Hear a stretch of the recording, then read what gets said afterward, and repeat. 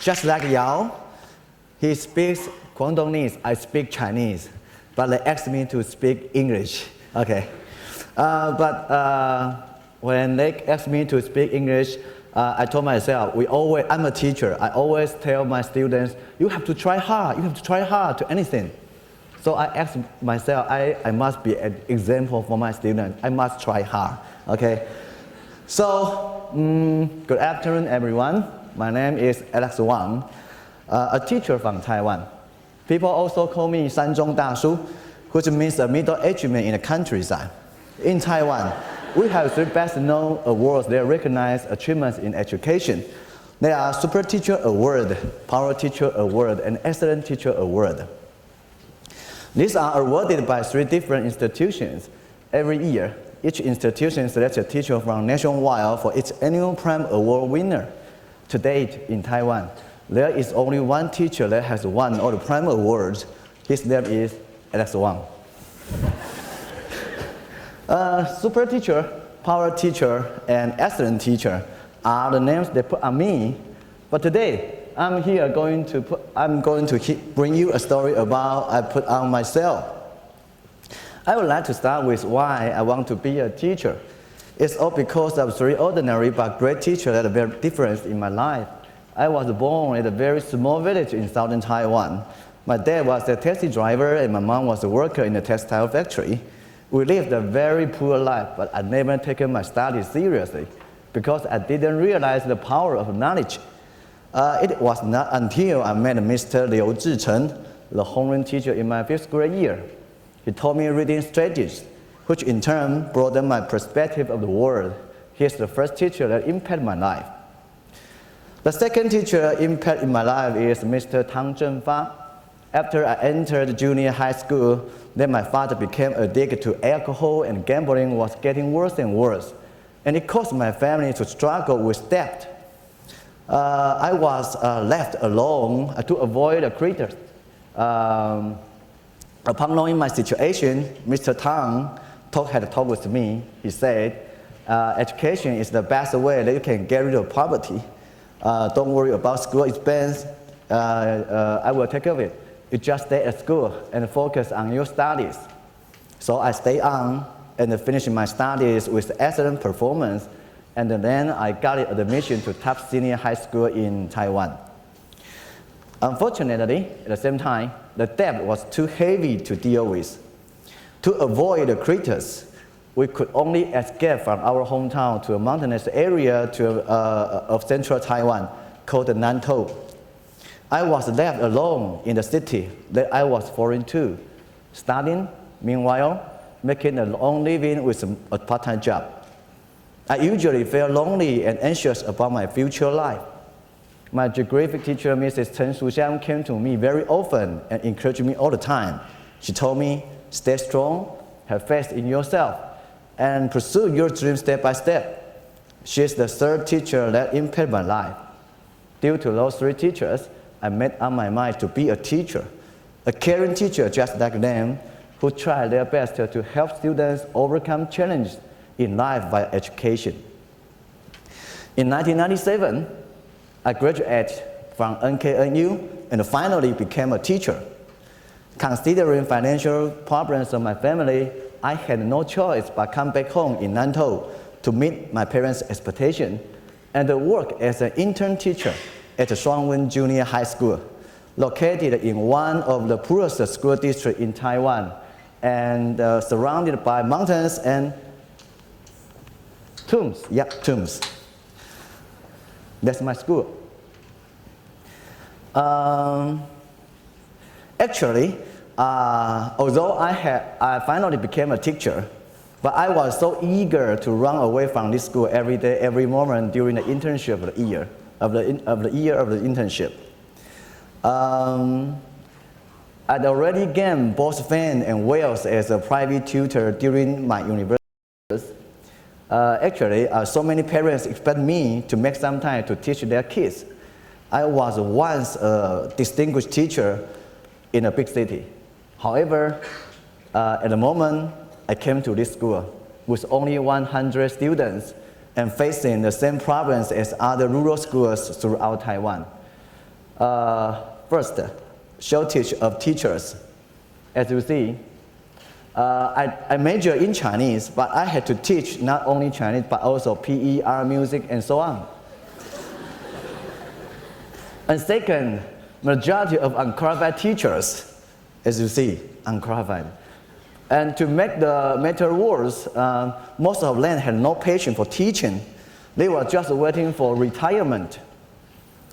And over 16% of students in Shuangwen come from disadvantaged family, single parents, low income, and grandparents race, and so on. Most local parents didn't care about what happened in school, because those who cared would have their kids to transfer out. The kids who stayed in Shuangwen were totally lack of motivation for learning. They were just waiting for graduation, so everybody was waiting. That was Shuangwen in 1997. I was dying for leave and go back to the place where I could continue with the fame and pride of being a famous teacher.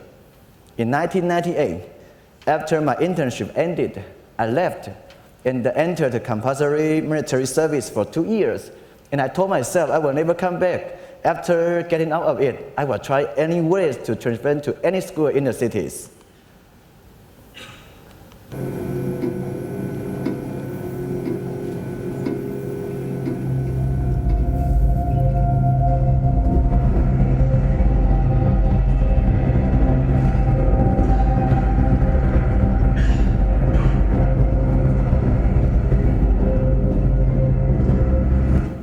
On 1999, September 21st, a fatal earthquake struck central Taiwan. Nato County was located in the epicenter, and the earthquake had caused the most severe and extensive damage, toppling buildings, wounding and killing thousands of people. Under the brutal destruction, I asked for leave from the military and to come back to the school in despair. Seeing the debris everywhere, my heart ached. 2 of my students cried and hugged me tightly. They asked me, "Sir, will you come back and stay?" The voice was so weak, but it made an impact, stronger than anything in the world, and it reminded me of the 3 teachers. They had never worked out on me, and now I'm a teacher. I could not work out on my students. I decided to stay with them, even though I didn't know how long I would stay and what I could do for them. The only thing that I know was I had to try to be a real teacher. In 2000, when my military service ended, I came back to Shuangwen and started to work. In order to get the kids to discover their own multiple intelligence, I raised funds and engaged professional artists for our kids to learn music and art. We even have a Chinese orchestra, a national orchestra with 80 students for 14 years. 80, that is 3/4 of the total number in my school. And in order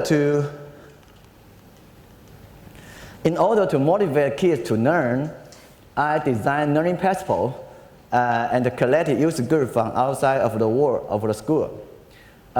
Kids could earn points by answering questions in class, doing better in tests, and doing homework and so on. And then they can exchange the points for goods, for what they need to learn, or daily commodities for their family in each semester. In the process, they realized exchanging the points for goods is not the most important thing. What is important is that they are able to make choices in their future life by learning. And in order to broaden perspective of the world, I sought resources through giving speeches and had our kids web chat with college students worldwide. I love the business better. Okay, what's another way that you can say that? Tomorrow I am going to this better. And every summer vacation, kids could join a 2-week English camp in Shuangwen with foreign volunteers that I have recruited. And in order to boost the kids' basic reading ability, I inverted the traditional teaching model and create a whole new systematic teaching method, math, combined with mind mapping, asking questions, presentation, and scaffolding.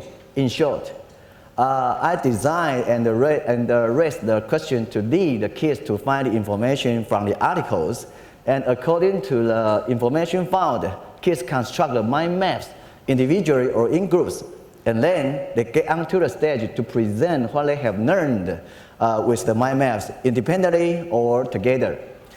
And recently, in the national exam, the achievement of students from Shuangwen is 5 to 10% higher than the nation's average. Let's see together what my kids do in our maths classroom. 你是在第几句知道的？是什么工作？一二三四五。然后他就说，就是他母亲替着他，就是做了的一举一动，还有喜欢。然后母爱不才到吃饭，就是与母亲共同的回忆。然后料理的味道有2、5、8、9、10、11段，然后加。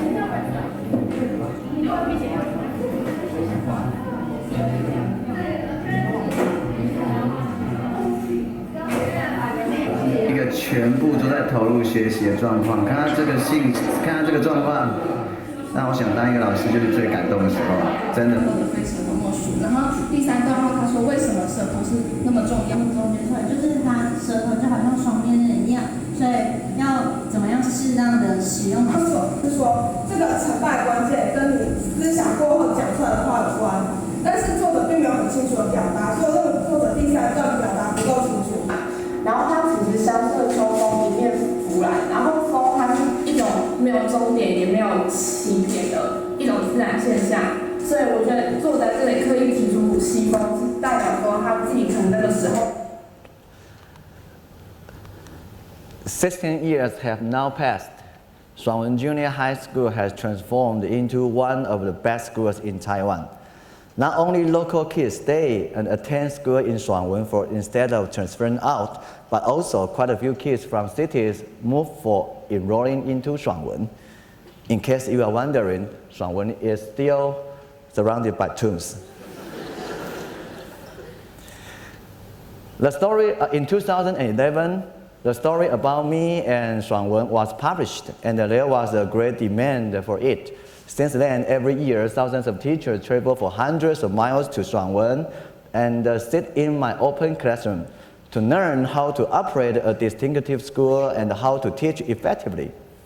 They come from every corner from Taiwan, and even as far as Hong Kong, Singapore, mainland China, and so on.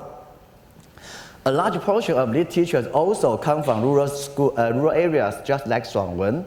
They face the same problems that I faced 20 years ago. Talking with them, I could sense their helplessness, but also their willingness to never give up, just like me in those years. Let's say we come here because we can see the strength and courage in you.